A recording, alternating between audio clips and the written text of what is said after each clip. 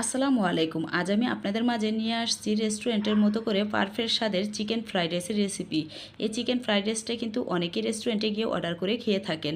আজ আমি সেই চিকেন ফ্রাইড রাইসটাই সবচেয়ে সহজভাবে বানিয়ে দেখাচ্ছি, যাতে করে আপনারাও খুব সহজে বাসায় বানিয়ে খেতে পারেন। আমার বিশ্বাস, যদি আমার এই রেসিপিটা একবার আপনারা ফলো করে বাসায় এই চিকেন ফ্রাইড রাইসটা বানিয়ে খান, তাহলে আর কখনও রেস্টুরেন্টে গিয়ে চিকেন ফ্রাইড রাইস অর্ডার করে খেতে যাবেন না। তাহলে চলেন যে এই রেসিপিটা দেখে আসি। প্রথমত চিকেন ফ্রাইড রাইস বানানোর জন্য কিছু উপকরণ নিয়েছি। এখন আমি উপকরণগুলো দেখিয়ে দিচ্ছি। নিয়েছি হাফ কাপ পেঁয়াজ কুচি, নিয়েছি হাফ কাপ লাল ক্যাপসিকাম, নিয়েছি হাফ কাপ হলুদ ক্যাপসিকাম। আমি এখানে দুই ধরনের ক্যাপসিকাম নিয়েছি, আপনারা চাইলে যে কোনো একটিও নিতে পারেন। নিয়েছি এখানে হাফ কাপ বটবটি, আর নিয়েছি হাফ কাপ গাজর। আমি কিন্তু সবকটা উপকরণ একই সাইজ করে ছোটো করে টুকরো করে নিয়েছি।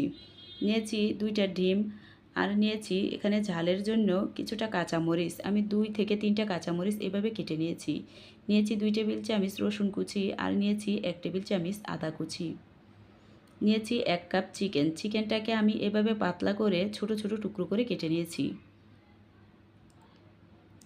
নিয়েছি 1 কাপ পোলার চাল। আমি এখানে চিনি গুঁড়া চালটা নিয়েছি, মানে 250 গ্রাম মাপের 1 কাপের চাউল আমি এখানে নিয়েছি। আপনারা চাইলে যে কোনো ব্র্যান্ডের পোলার চাইলও নিতে পারেন বা বাসমতি চাইলও নিতে পারেন। তো উপকরণগুলো দেখানো হয়ে গেছে। এখন আমি পর্যাপ্ত পরিমাণ পানি দিয়ে চাউলটাকে ভালোভাবে কুচলিয়ে ধুয়ে নিচ্ছি।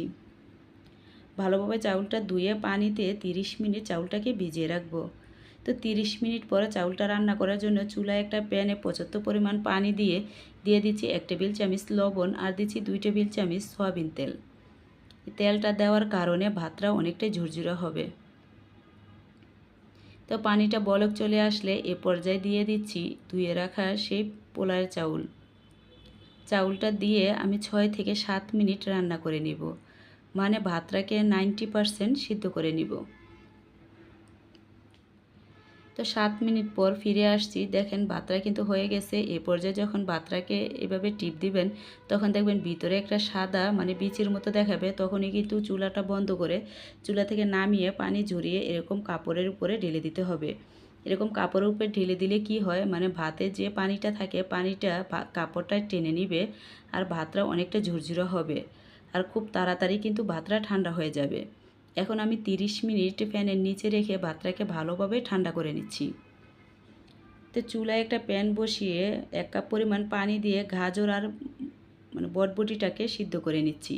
4 থেকে 5 মিনিট সময় নিয়ে ভালোভাবে এগুলাকে সিদ্ধ করে নিতে হবে। আপনারা চাইলে তেলে ভেজে নিতে পারেন, তাতে করে সময় একটু বেশি লাগবে। এদিকে একটা বাটিতে 2টা ডিম ভেঙে নিচ্ছি। আমি এখানে 2টা ডিম দিচ্ছি, আপনারা চাইলে 3টা বা 4টা ডিমও দিতে পারেন। এখন একটা কাঁটা চামচের সাহায্যে ভালোভাবে ডিমটাকে ফেটে নিচ্ছি। তো ডিমটা ফেটানো হয়ে গেছে। এখন আমি ডিমটা একপাশে রেখে দিচ্ছি। এদিকে গাজর আর বটবটিটাও কিন্তু সিদ্ধ হয়ে গেছে। এখন চুলাটা বন্ধ করে চুলা থেকে নামিয়ে পানিটা ঝরিয়ে নিচ্ছি। চুলায় একটা প্যান বসিয়ে দিয়ে দিচ্ছি 1 টেবিল চামচ সয়াবিন তেল। তেলটা দিয়ে আমি এখন ডিমটা ভেজে নিব। ডিমটা কিন্তু আগে ফেটে রাখার কারণে একটা ফুমি ভাব চলে আসবে, আর ডিমটা অনেকটাই জুসি হবে। এখন দিয়ে দিচ্ছি কিছুটা লবণ, আর দিয়ে দিচ্ছি কালো গোলমরিচ। ডিমটা ভাজার সময় কিন্তু অবশ্যই লবণ আর কালো গোলমরিচটা দিয়ে ভাজার চেষ্টা করবেন। ডিমটা তেমন সময় নিয়ে ভাজতে হবে না, এরকম হালকা একটু ভাজা হয়ে আসলে এরকম খুন্তি দিয়ে নেড়ে ডিমটাকে ভেঙে দিতে হবে। আপনারা আপনাদের পছন্দ মতো করে মানে টুকরো করে ভেঙে নেবেন। তো হয়ে গেছে, এখন আমি নামিয়ে নিচ্ছি। দেখেন ডিমটা দেখে হয়তো বুঝতেছেন ডিমটা কতটা জুসি হয়েছে। আর এই জুসি হওয়ার কারণ হয়েছে ওই যে আগে আমি ডিমটাকে ফেটে রেখেছিলাম, তাই। এখন একই প্যানে দিয়ে দিচ্ছি 1.5 টেবিল চামচ সয়াবিন তেল। দিয়ে দিচ্ছি 2 টেবিল চামচ রসুন কুচি, আর দিচ্ছি 1 টেবিল চামচ আদা কুচি। এই রান্নাতে কিন্তু রসুন থেকে আদার পরিমাণটা খুবই কম লাগবে। এখন আমি আদা রসুনটা তেলের সাথে কিছুক্ষণ নেড়ে ভেজে নিচ্ছি। তো এরকম লালচে করে ভাজতে হবে না, হালকা একটু লালচে হলেই হবে। এই তো ভাজা হয়ে গেছে। এখন আমি দিয়ে দিচ্ছি চিকেনটাকে আমি 1.5 থেকে 2 মিনিট তেলের সাথে এভাবে নেড়ে ভেজে নিব। আর যখন চিকেনটা ভাজতে যাবেন তখন কিন্তু চুলার আঁচটা বাড়িয়ে দিবেন। যদি চুলার আঁচ কমানো থাকে তখন কিন্তু চিকেন থেকে পানি ছেড়ে দিবে, আর তখন আবার পানি শুকাতে গিয়ে মানে চিকেনটা একটু শক্ত হয়ে যাবে, চিকেনে তেমন জুসি ভাব থাকবে না, খেতে ভালো লাগবে না। অবশ্যই চুলার আঁচটা বাড়িয়ে রান্না করার চেষ্টা করবেন।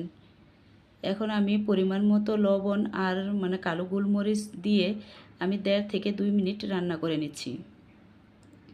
তো 1.5 মিনিটের মতো আমি রান্না করে নিয়েছি। চিকেনটাও কিন্তু ভাজা হয়ে গেছে। এই পর্যায়ে দিয়ে দিচ্ছি পেঁয়াজ কুচি আর দিচ্ছি ক্যাপসিকাম কুচি। ক্যাপসিকামগুলো দিয়েও কিন্তু তেমন সময় নিয়ে ভাজবো না, আমি 1 মিনিটের মতো শুধু তেলের সাথে এইভাবে নেড়ে ভেজে নিব। ক্যাপসিকামটা তেমন নরম করা যাবে না। তো দিয়ে দিচ্ছি ঝালের জন্য কাঁচামরিচ। কাঁচামরিচটাও নেড়ে মিশিয়ে নিচ্ছি। এ পর্যায়ে দিয়ে দিচ্ছি 1 টেবিল চামচ সয়া সস আর দিয়ে দিচ্ছি 1 টেবিল চামচ টমেটোর কেচাপ। দিচ্ছি 1 টেবিল চামচ ফিশ সস। ফিশ সসটা কিন্তু অবশ্যই দেওয়ার চেষ্টা করবেন যদি রেস্টুরেন্টের মতো করে পারফেক্ট স্বাদ পেতে চান। অনেকে বলতে পারেন যে ফিশ সস ছাড়া কি রান্না হবে না? হ্যাঁ হবে, কিন্তু রেস্টুরেন্টের মতো পারফেক্ট স্বাদ পাবেন না। এখন দিয়ে দিচ্ছি সে সিদ্ধ করে রাখা গাজর আর বটবটি দিয়ে এখন আমি 1 মিনিটের মতো নেড়ে তেলের সাথে ভেজে নিচ্ছি। আমি এখানে যে সবজিগুলো দিয়েছি আপনারা যে একই সবজি দিতে হবে তা কিন্তু না, আপনারা আপনাদের পছন্দ মতো যে কোনো সবজি এখানে অ্যাড করতে পারেন। এখন আমি দিয়ে দিচ্ছি সে রান্না করে রাখা ভাত।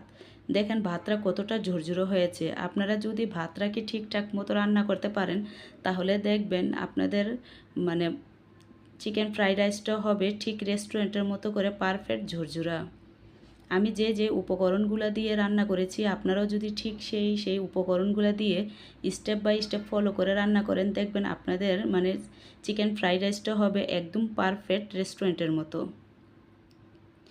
এখন আমি 1/2 টেবিল চামচ কালো গোলমরিচ দিয়ে দিচ্ছি আর দিচ্ছি 1/2 টেবিল চামচ চিনি আর 1/2 টেবিল চামচ টেস্টিং সল্ট। টেস্টিং সল্টটা কিন্তু অবশ্যই দিবেন, কারণ রেস্টুরেন্টে কিন্তু টেস্টিং সল্টটা ব্যবহার করে, তাতে করে তার টেস্টটা খুবই ভালো আসে। এখন আমি দিয়ে ভালোভাবে নেড়ে মিশিয়ে নিচ্ছি। আমি এখন 1 মিনিটের মতো এভাবে নেড়ে রাইসটাকে ভেজে নিব।